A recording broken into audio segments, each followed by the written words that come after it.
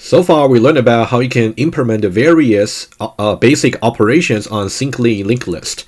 And we also compare their performances against the counterparts in the case of the arrays. And the only missing piece of the puzzle will be to really see how we can parameterize the types of the elements in the simply linked list so that we can be more flexible when we actually want to use them without having to create code duplicates. That's something that are the points I would like to emphasize and also to remind you in the following parts of the lecture.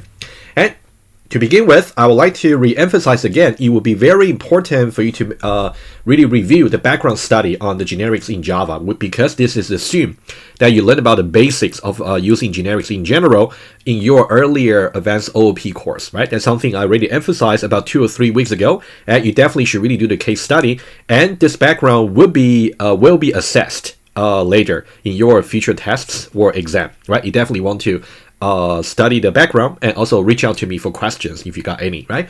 So this slide, just for your information, I don't need to read off this slide to waste your time, right? Make sure you do the background study, do the background review, and reach out to me if you got any questions. But for the following parts, I'm just gonna apply the knowledge that's assumed over here into the context, the specific context for the node class and also for the simply linked list class. That's what I would do, okay? All right, so I'm going to divide the review or reminders into 3 parts. The first part will be just about how to declare classes and also about how to use them. And the second part will just be about how you can actually construct a list. And also the third part will be about how you can use certain methods in the list, right? That will be the 3 parts I want to talk about, right? Let's go one by one. All right, for the first part, let's talk about the generic classes, right? So we got 2 classes, remember, for simply linked list. One will be the each connected nodes. The other one will be the entire simply linked list with the head, tail, and also size attributes. All right, so this will be a very quick summary about the decoration for the classes. And I have made available all the source code to you. So I'm only going to talk about the principle and give you some illustrations, some reminders in the lecture. But it will be up to your study to really study the details of the code and ask me questions, right? That's the part you really have to be responsible for. Let me show you the code very quickly so you will know the structure. If you import this different project over here, it's called example generic linked lists projects, right? If you import a project into Eclipse, you will see we got tests over here. So these are the various JUnit test cases. I might just refer to them a little bit later, okay? But this also includes the doubly linked list, which we may not have a chance to get started this week, but we'll definitely get started maybe next week to finish that. But you can definitely take a look if you want. But for package like a generic underscore DLL, that's for a doubly linked list. That'll be for next week. And what will be relevant for this part of the lecture will be generic SLL, simply linked list. If you open that, we got 2 classes over here with the same name as the non-generic version for the string simply linked list projects. So one is called node, and the other one is called simply linked list. And if you see here right away, if you see under the node class, you can see the class name node, the same as before, but now we actually introduce the so-called generic type parameter over here. I'm going to review quickly about what it really means in a moment. And you will see for the simply linked list class over here, we also declare not just the name, but also we declare a generic type parameter over here, right? You can see that's really the difference if you compare with the non-generic version. I'm going to compare and contrast both versions right away, okay? But if you want to look at the code, that's where you can look at. And whenever I illustrate to say, okay, if you write this kind of a line of code, it will compile. And if you write another line of code, it wouldn't compile. So this will be something I will rely on you to really try on Eclipse to make sure whatever I say is really consistent with how the Eclipse will work. I may not have time to really show that to you in Eclipse. If you got trouble reproducing the experiments, you can definitely reach out to me. Otherwise, you can expect questions maybe in the later tests or exam, right? Hopefully that's a fair game. All right, let's now take a look at the classes over here, right? So you can see we actually got this generic parameter E, which I highlight in yellow, just to show to you that's the difference that's kind of introduced in the generic version. Let's now take a look, okay? So I'm going to talk about how you can understand the decorations for non-generic versus generic version of the classes, right? Let's talk about the non-generic version very quickly, because that's something you already have learned in the earlier parts for the lecture. Okay? And as I pointed out before, in the non-generic version over here, you have to somehow commit to a particular type of elements, right? That's something I would like to write down first. Somehow, as an implementer or programmer, as an implementer, you must commit to a type for node elements. And in this case, we commit to the type of string, right?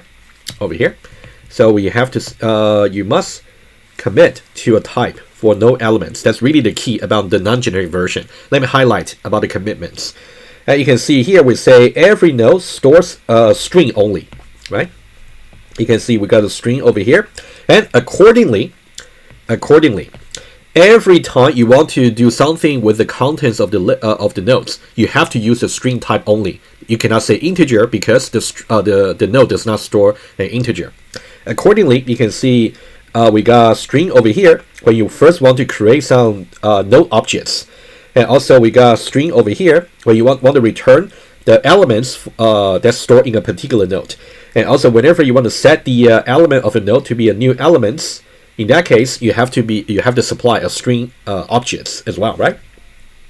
And similarly, you can see for the singly linked list class over here. Also, we have to commit to the string type as well. Otherwise, it will be inconsistent with the node class that we just spoke about, right? So let me highlight. Also, you can see here we got string over here. If we want to add a first element into the list, it has to be a string type. It cannot be integer, cannot be person, cannot be bank account, and etc. If we want to add at a particular index, we also need to supply the string type for the elements, right? So think about this is our commitments over here that I spoke about, right? So this is really the commitments that I spoke about, and then accordingly, everything else must be tied, must be bounded to this particular type, right? You can see accordingly, everything else must be tied to the string type over here and also over here. Okay, so everything else is tied to this string type accordingly, right? As I try to explain in the other case for the generic classes, you will see that the pattern will be somehow similar, but rather than saying it's going to be a string, we can simply make it a different name. That will be only instantiated when the caller user wants to declare the type, right? We'll see that later. But for now, let's focus on the non-generic version. So this might be some new perspective, which you didn't really pay attention to before, right? So hopefully so far it makes sense to you. Let's take a very quick look about how we use the non-generic version for the node and also singly linked list. Let's take a look, right? Let's say if you want to create a new node, let's say N1. So in that case, it must be Alan over here, right? You can see that it has to be a string for sure. And also I can create another node, also here Mark, and of course I can set N1 over here to be its next. That's something we learned about earlier, right? I'm not going to bother you with that. However, if you try to do over here, you can see if I pass 23, so this will be considered as a compilation error because this is inconsistent with what we have committed to as a string type. Inconsistent with the committed string type. And as I said briefly in the last video, what if I really want to create an integer node in this case? In that case, well, the current definition, the current declaration, the string over here is not compatible with 23, of course. So what you have to do instead is to duplicate the code for the node over here, and then you want to change the type from string into integer. I want to do this once explicitly together with you. I want you to really remember why it would be a bad idea to simply create a new duplicate just because you want to store another type, right? It's lots of duplicate. So let me switch to Eclipse over here. I want you to import the projects that we looked at earlier, which will be the non-generic version for the simply linked list, the string linked list project over here. And if you open that, and over here you can see under the string SLL, all right, over here, right? Let's say now I want to also allow the possibility for any user of my classes to also create a linked node storing integer, right? So what I should do is, you can see currently I simply just cannot do that because the string, the element is of type string. So if I really want to support it, I have to, for example, I can simply say copy this class over here, and then I can, let's just say, put in the same package just for illustration. Okay, and then I can say paste over here. So let's say node number 2, version number 2. Version number 2 is going to be extremely similar to version number 1, except that I'm going to change the type over here from string into maybe integer. And by the way, integer is so-called a wrapper class for the int primitive type. For those of you who might be wondering about how the wrapper class work, you can just Google, right? It's something beyond this course, but it's rather basic. You can learn about what a wrapper class is from outside. All right, so that will be node number 2. So that means accordingly, we have to replace every occurrence of string just by integer, and also integer over here for the parameter. Oh, sorry, integer over here, and that's it. Right. So that's about how you can support a linked node storing integer. Doesn't seem to be too much work, does it? However, what if I say I want to have another kind of nodes which will store person? In that case, you're going to make another duplicate and changing from integer into person, right? You can see all the highlights for integer should be actually changed into person. And let's say you're done. Let's say I want to have another node storing bank account. So you want to create another duplicate of file and then change from integer into account. So that will be just like an endless procedure of duplicating classes. This is definitely not the way to go. You can see every time you duplicate the code, all you got exactly the same classes, but it's just that the element type over here will just be different.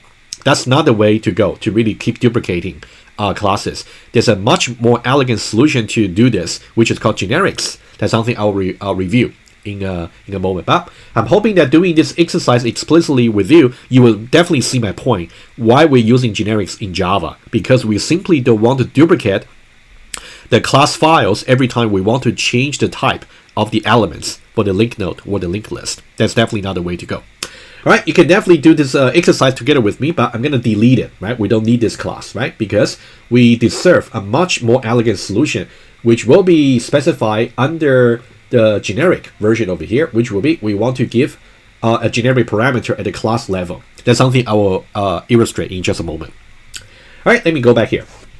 All right, so this will not compile because at the moment our node is actually very rigid, very stubborn about storing strings only over here, right? So that's why it's not going to compile. And similarly, once we create some empty simply linked list, and if you try to add, for example, at index 0 and then string value Tom, this will be okay, right? So you can see Tom over here is actually compatible with the string over here. On the other hand, if I actually try to add 23 over here, this will be incompatible with the 23 add. So that'll be the string value over here. It's not compatible, right? So that's why it will not compile, right? You can see that over here it's not consistent, not compatible, right? Let's see what else. And similarly, if you actually want to retrieve certain elements from the list, you can see get node add over here. You can see get node add is going to over here is going to return a node that's going to store the string value. So that's why when you say get elements, it's going to give back to you some string. Always it will be string, given the two current version for the two classes. If you want to change it, you're going to make duplicates, right? But the much better solution will be we want to use generics. How do we do that? Let's now move on to there.